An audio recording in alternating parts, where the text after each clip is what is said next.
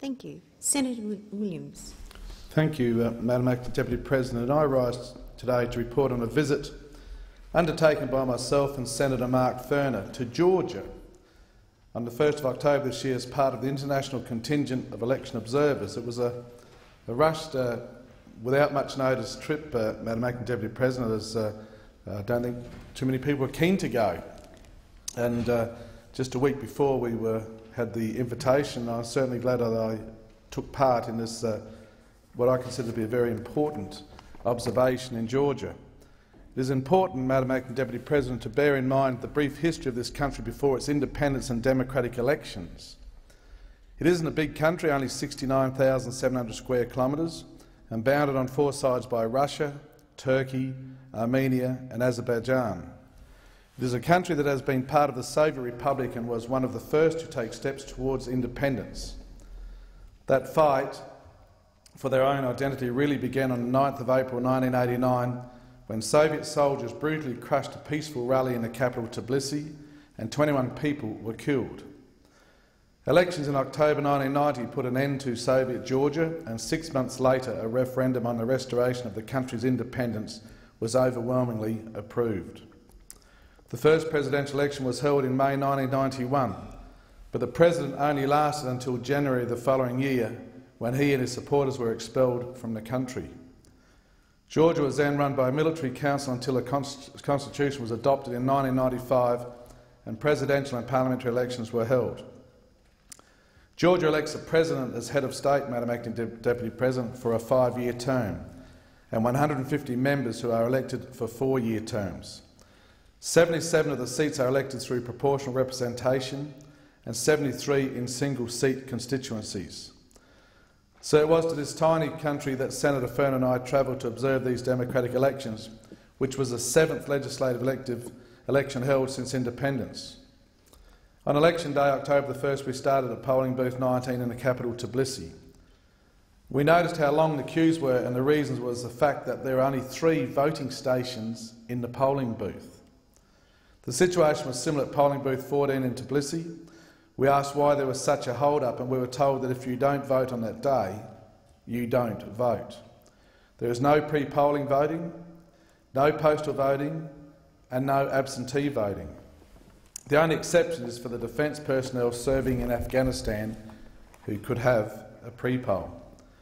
Senator Fern and I travelled to another polling booth in the city and toured around Gori, which is 60 kilometres west of the capital, the birthplace of one well-known Mr Stalin. Although there was not the same congestion, it was obvious that people were very patient waiting in line. One of the big problems for the Central Election Commission in Georgia is the uneven distribution of electors in the 84 electoral districts, although there were 71 election precedents for the last month's election. There are 3.6 million people eligible to vote, but in the 84 election districts, numbers range from 154,000 in election districts 6 and 10 to just less than 6,000 in election districts 29 and 46. So, Madam Acting Deputy President, basically what they have in their seats is that one Member of Parliament may have up to 154,000 constituents, while others may have just 6,000. Of course, we in Australia are used to having electorates of similar size populations with about a 10% tolerance, of course excluding Tasmania and some of their lower house seats. One of the things that did impress us was the need for voters to provide photographic identification when they entered the polling booth. Maybe this is something we need to look at in Australia. If we had computers established and leaked right around Australia, then when you showed your identification and voted, you'd be marked off as voted, and there'd certainly be no even opportunity for fraudulent voting here in Australia. Senator Fern and I have made 3 recommendations to the Central Election Commission. One is for more polling booths at polling stations to ease the congestion. They work on about 1,500 voters in one polling station, but when you go in to vote, there are just 3 little cubicles. So people are hence lined up. It is a voluntary system of voting, and I would say that some people get the impression that, look, if we have to line up for hours, the next time I'm not going to vote. So I think it is a hindrance, just making people wait in line, whereas in Australia, of course, you walk into a polling booth, there might be 10, 15, 20 cubicles where you can vote. Another is for the Commission to investigate pre-poll, postal and absentee voting to ensure everyone gets a chance to cast a vote. Madam Acting Deputy President, if you're not in your electorate on the day from 8 a.m. till 8 p.m, you cannot vote, unless you're in Afghanistan in their armed services. So if you're sick, you had to go away in the country for some reason, you're in hospital, you can't get out there, you cannot vote.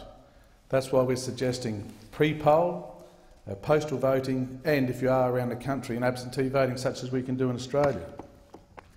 Overall, the Georgian election was conducted in a mood of goodwill. It is good to see a country that was once under the iron fist now celebrating democracy. I believe it's the first time in 100 years Georgia has changed government without a revolution.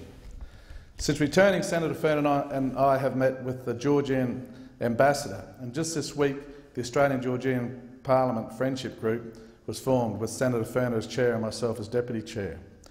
We'd like to thank the Australian Parliament, Government of Georgia, Central Election Commission of Georgia, Mr Giorgio Kignadze, who was the Georgian Parliament Protocol Officer, and a special thank you to Ms Sarah Kelly, Second Secretary of the Australian Embassy based in Ankara.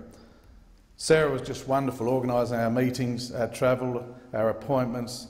She was so helpful, and of course this is the first time I'd ever been in that neck of the woods, that part of the world, and certainly to one of these elections. I do hope that what we recommend will certainly forward to the ambassador here in Canberra for Georgia, and hopefully they may consider taking up those recommendations. On behalf of Senator Fern and myself, I seek leave to table a report which I understand has been circulated previously to all the parties and crossbenchers.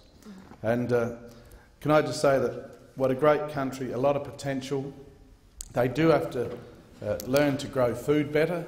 They have good farming country, black basalt soil, alluvial flats, appears good supply of water, yet they import 80% of their food, and this is something we can work on in this parliamentary group to help them later on. And another thing I was amazed at, Madam Acting Deputy President, is during the Second World War, Georgia had a population of just 2.5 million people.